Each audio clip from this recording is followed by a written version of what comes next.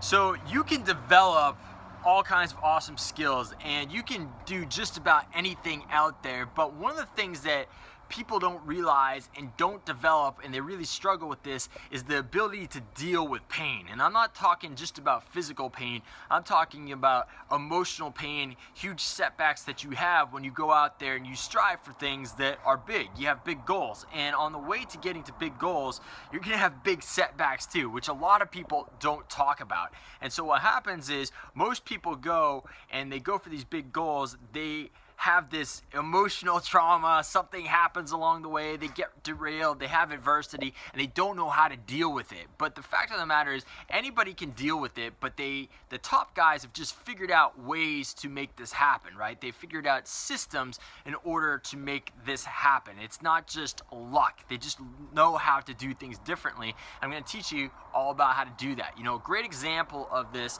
is a guy that just won the NBA Finals, is LeBron James. Now, they were in the finals against Golden State, right? And they were down, at one point they were down 2-0. And those first 2 games, the Cavaliers got destroyed, just bombed on, right? I think they lost by 20, 30 points each one of those games. And then they found themselves in a place where they were down 3-1. And typically, when you're in one of those situations, you're down 3-1, it's not good.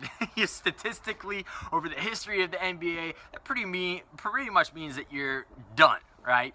But he and everybody around him was saying that he just stayed calm. And he was the leader, and he spoke, and he's like, look guys, this is what we gotta do. And he was just super calm about everything, and they were able to turn things around, and they were able to go back and win, right? And that is what a true champion and a true leader does, right? So Ray Dalio is a guy who's one of the most successful hedge fund managers in the world, and to be as successful as he's been in the world of investments, you actually have a better shot of being an Olympic athlete than you do being a successful investor at his level. It's very, very, very hard to do.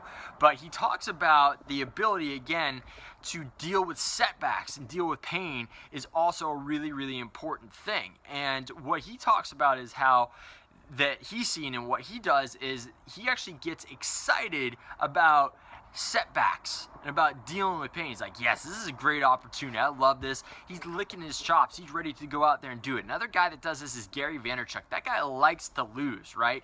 Another example of this too is in Silicon Valley, the top investors out there, the venture capital guys, they love to be told they're wrong. They're like, oh really, I'm wrong?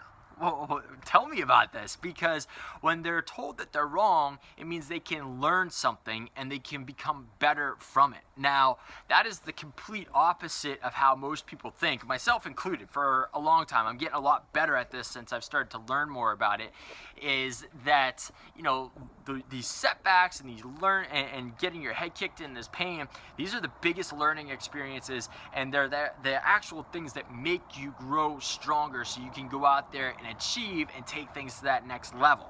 But you can't get to that next level unless you go through these things, and you have to look at them the right way. Most people just get too wallowed in that pain, right? They start panicking, right? And they start freaking out, and then they get into that fight or flight response, right? They start getting, you know, the heart rate beats too much, and they get angry about it or super sad. And when you stay in that kind of emotional state, you can't think logically and step back and look at things differently. Another thing that Ray Dalio talks about, he said, meditation is probably the single biggest thing that's helped him be successful. Because when you meditate, you're able to step back from your emotions and look at things differently. You're able to control things, kind of like LeBron, right? He stayed calm. And he's like, I honestly don't know where that came from or why I did that or whatever, but I just was able to stay calm. My theory on that is he's just learned how to do it over the years. You don't get to that level of success without being able to control your emotions in an effective way. And I think he's just internalized it, and he doesn't even realize what he's doing on that level. It's kind of just subconscious to him, right? So really important stuff. So how does this relate to sales? Well, look, in sales, you're going to deal with a lot of setbacks, and you're going to deal with times where you get kicked down and knocked down. And we actually know through neuroscience too, this is just how the brain works. Reading another great book right now, and they're talking about how people who have these unbelievable abilities to do things like memorize hundreds of numbers and things of that nature, they build it up over time. Basically anybody can build these skills, but what happens on the progress to these people building up to memorizing 20 numbers, 40 numbers, whatever it may be, they hit plateaus and they hit areas where they can't really break through. And the reason is because they have to come up with new mental processes to take things to that next level. So I'm using the example of memorizing numbers, but there's all different. You can relate this to anything, right? When you get to a certain plateau, or you get to that area where it starts getting really hard, and you're getting really frustrated and freaking out. Don't freak out. Stay calm. It just means you need to learn a different way to do it, and then you can break through to the next level. You know, I've always found that in my triathlon as well. That anytime I started plateauing out or I was having issues, it was just because I needed to learn a different way to train or go at it, or maybe I needed to do something with my nutrition or my rest.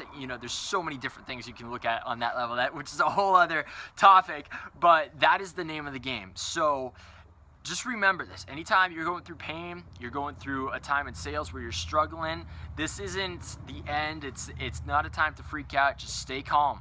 This is a great time to take things to the next level. And when you get to really love this, you get to love the adversity, you get to love that pain, then that's a whole other level, because that's going to accelerate your learning. It puts you actually in a physiological state where you can actually learn better, but it also gets you to a point where you're going to be taking more action because you're not afraid of pain anymore, because you like it, because you know what it can do for you when you have the right system in place. So what is that system? It's number one, step back. Just be calm, right? Just look at it as a way for you to break through to the next level and get excited about it, right? So it's all about controlling your thoughts, right? Your state, and then you got to control the story that you give it, right?